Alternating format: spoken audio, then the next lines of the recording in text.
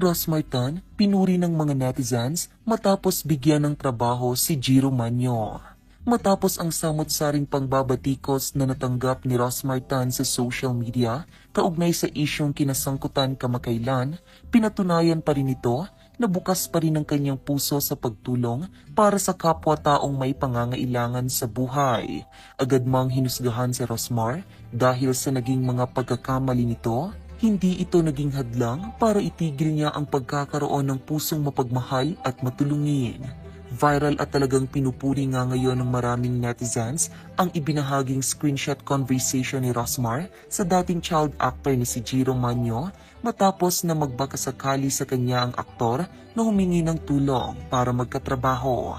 Makikita sa private message ni Jiro na nagpakilala pa siya kay Rosmar dahil baka hindi siya nito nakikilala. Agad naman itong itinanggi ni Rosmar at sinabing kilala niya ito dahil napapanood niya ito noon. Diretsa namang sinabi ni Jiro kay Rosmar ang intensyon nito kung bakit siya napachat.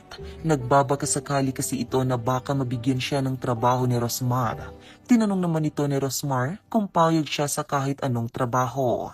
Wala naman daw itong problema sa aktor dahil ang mahalaga lamang sa kanya ay ang magkaroon ng ipanggagastos sa pangangailangan ng kanyang anak lalo na't magpapasukan na ulit. Ma'am, baka may trabaho ka para sa akin. Para lang may igastos lang ako sa anak ko sa pag-aaral. Kahit staff?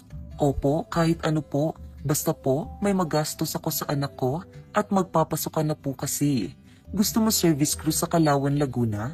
Agad naman itong binigyan ng trabaho ni Rosmar at ang tanging naging pakiusap lamang nito kay Jiro ay huwag gagawa ng kahit anong kalokohan. Hindi naman lingid sa kaalaman ni Rosmar ang dating mga naging issue ni Jiro na naging dahilan para mawala ang aktor sa showbiz industry. Tatanggapin kita pero huwag kang gagawa ng kalokohan. Bibigyan kita ng chance. Basta magtinu ka doon. Hindi naman po ma'am, alam ko na sangkot ako sa mga ipinagbabawal dati, pero hindi naman po gumawa ng gulo o kahit anong krimen. Hindi po ako nasangkot sa mga nakawan o kahit ano. Basta, huwag ka nang babalik sa bawal na. Okay? Di kita i-judge. Lahat ng tao, naniniwala ako na kaya magbago. Basta huwag gagawa ng masama, okay? Alam mong bawal, huwag na gagawin. Bukas na bukas nga ay magsisimula na si Jiro sa kanyang trabaho bilang staff sa isa sa resort ni Rosmartan sa Tagaytay. So that's it. Anong masasabi mo sa videong ito? Huwag mahihiyang ibahagi ang iyong opinyon sa ating comment section.